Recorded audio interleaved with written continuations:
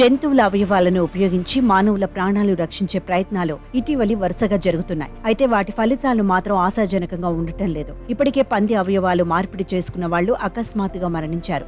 తాజాగా మరో వ్యక్తి కూడా మరణించడం ఈ ప్రయోగాల ముందడుగు అడ్డంకిగా మారింది. అయితే ప్రస్తుతం చనిపోయిన వ్యక్తి మరణానికి కారణం మాత్రం అవయవ మార్పిడి కాదంటున్నారు వైద్యులు. ప్రపంచంలోని తొలిసారిగా అవయవ మార్పిడిలో భాగంగా పంది కిడ్నీతో ట్రాన్స్ప్లాంట్ చేయించుకుని చరిత్ర సృష్టించిన 62 ఏళ్ల రిచర్డ్ స్లేమాన్ ఇటీవలే మరణించారు. ఆయన స్వగృహంలో కన్నుమూసినట్లు కుటుంబ సభ్యులు ప్రకటించారు. 2 నెలల క్రితం మసాచ్యూసెట్స్ జనరల్ ఆసుపత్రి వైద్యులు స్లేమాన్ కు జన్యు మార్పిడి చేసిన పంది కిడ్నీని విజయవంతంగా అమర్చారు. అది సక్రమంగా పనిచేస్తుండటంతో 2 వారాల అనంతరం డిశ్చార్జ్ చేశారు. ఆ తర్వాత 2 నెలల పాటు అతడికి ఎటువంటి ఆరోగ్య సమస్యలు తలెత్తలేదు.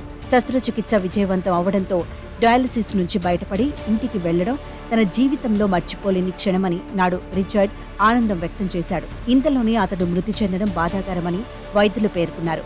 రిచర్డ్ ఆకస్మిక మరణానికి శస్త్రచికిత్సకు సంబంధం లేదని ఆసుపత్రి వర్గాలు వెల్లడించాయి. అయితే అతడి మృతికి గల కారణాలు తెలియాల్సి ఉన్నాయని వైద్య వర్గాలు పేర్కొన్నాయి. గతంలోనూ వరహాల గుండెలను ఇద్దరికి అమర్చినప్పటికీ వారిద్దరూ కొన్ని నెలల్లోనే మరణించారు. గతేడాది అమెరికాకు చెందిన లారెన్స్ ఫాసెట్ 58 ఏళ్ల వ్యక్తికి సెప్టెంబర్ 20న జన్యుపరంగా మార్పులు చేసిన పంది గుండెను వైద్యులు ప్రయోగాత్మక శస్త్రచికిత్స ద్వారా అమర్చారు. గుండె ట్రాన్స్ప్లాంటేషన్ జరిగిన నెల రోజుల వరకు చక్కగా పనిచేసింది. ఫిజికల్ థెరపీలో కూడా పాల్గొన్నారు. కుటుంబ సభ్యులతో కాలక్షేపం చేశారు. కానీ కొన్ని రోజుల తర్వాత గుండె పనితీరులో వైఫల్యం కనిపించింది. 6 వారాల పాటు ఆరోగ్యంగా గడిపారు. కానీ ఆపరేషన్ జరిగిన 40 రోజుల తర్వాత ప్రాణాలు కోల్పోయారు.